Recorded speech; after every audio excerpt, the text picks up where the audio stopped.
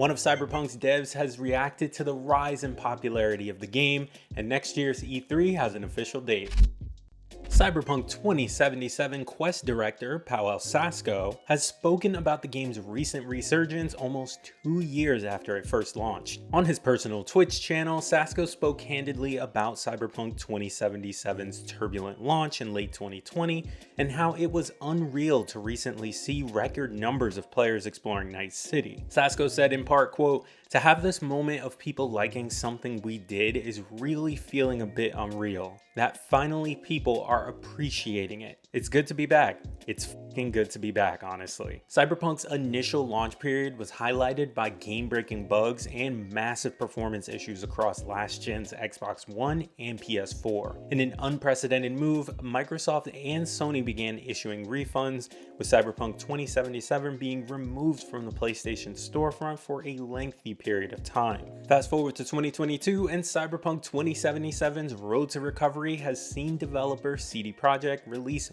massive patches that have helped it find new life on console and PC. The recent Cyberpunk Edgerunners anime series on Netflix has also helped shift new fans to the game, and on Steam, the game has climbed the charts and remains in the top 10 most played games on Steam currently. In fact, Cyberpunk just beat the all-time player peak count on Steam for another CDPR game, The Witcher 3. According to analysts at Benji Sales on Twitter, Cyberpunk reached 104,827 players concurrently on Steam, whereas The Witcher 3 reached its peak at 103,329. What's funny about this to me is that The Witcher received a huge boost in return players after the Netflix adaptation, and now, like I mentioned a little earlier, the Netflix anime adaptation for Cyberpunk is also helping it along the way. So basically, it seems like if you want people to come back to your game after a while, don't release DLC,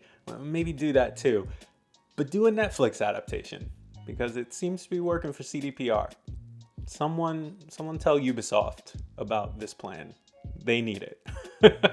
In non-Cyberpunk news, let's talk about E3. After a 3-year hiatus from the live events that included one digital event in 2021, the Electronic Entertainment Expo will return to the Los Angeles Convention Center for E3 2023 on June 13th through 16th, and it will feature separate areas and days for industry and consumer events. The E3 business days are scheduled for June 13th through the 15th and will be limited to registered industry members for networking meetings and more. E3 Gamer Days, the portion of the event that's open to the public, will run the 15th and 16th in the other half of the Los Angeles Convention Center, separate from the industry area. This will allow players to go hands-on with the same upcoming games as the industry peeps, as well as connect with developers, content creators, and more. This area will also be open to industry members during their designated days. E3 2023 will be the first in-person E3 event since 2019. It will be the first under ReedPop, who also organizes events like PAX, New York Comic Con, Star Wars Celebration, and more. In a world of Summer Game Fest and publishers and developers just kind of doing their own showcases, are you even interested in E3 anymore? And if you are, do you plan on going during the Gamer Days? And if you're going to be there at the Gamer Days, and I'm there during the Gamer Days, can I borrow $1? Let me know.